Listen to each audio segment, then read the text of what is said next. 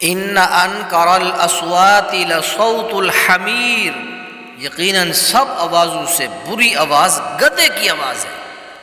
اب اس قرآن کی آیت کے ضمن میں ایک حدیث مصطفیٰ بھی ملاحظہ فرمائے، صحیح البخاری میں پیارے پیغمبر علیہ السلام کا فرمان ذیشان ہے، آج ہمارے گھروں میں جب مرغ اذان دیتے ہیں، آواز نکالتے ہیں، تو ہم ان کو مارتے ہیں، ڈانٹتے ہیں، ان کو ڈراتے ہیں کہ ان کی آواز دب جائے۔ ایسا نہیں کرنا چاہیے۔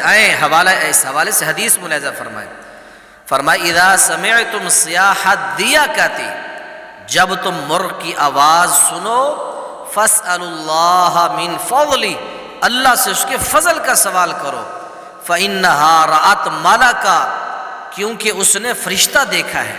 اللہ کے رحمت کے فرشتے آتے ہیں، اس وقت تم رب العالمین سے اس کی رحمت مانگا کرو۔ اور فرمایا کہ وَإِذَا سَمِعْتُمْ نَهِيقَ الْحِمَارِ، اور جب تم گدھوں کی آواز سنو، فَتَعَوَّذُوا بِاللَّهِ مِنَ الشَّيْطَانِ، اللہ سے شیاطین سے پناہ طلب کرو، فَإِنَّهُ رَآ شَيْطَانًا، کیونکہ مرغ گدھا جو ہوتا ہے وہ شیطان کو دیکھتا ہے اور آواز نکالتا ہے۔ مرغ جب آواز نکالتا ہے، اذان دیتا ہے، اس وقت اس نے ایک فرشتہ دیکھا ہوتا ہے۔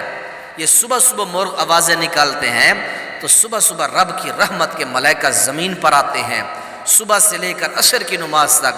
پھر عصر کو ٹولی جو ہے ایک گروپ چینج ہوتا ہے، پھر وہ صبح والے چلے جاتے ہیں، شام والے جو ہے وہ ٹیم آ جاتی ہے۔ تو یہ فرشتوں کو اللہ کی رحمت کے فرشتوں کو یہ مرغ دیکھتے ہیں، جب مرغ ان کو دیکھتے ہیں تو آوازیں نکالتے ہیں۔ اور پھر اسی طرح شیاطین بھی آتے ہیں، پھیلتے ہیں دنیا کے اندر، شیاطین لوگوں کو گمراہ کرتے ہیں، تو اس وقت گدھوں کی آواز نکلتی ہے۔ فرمایا کہ جب گدھوں کی آواز سنو تو پھر اللہ تعالیٰ سے پناہ مانگا کرو، اللہ شیاطین کے شروں سے محفوظ فرما۔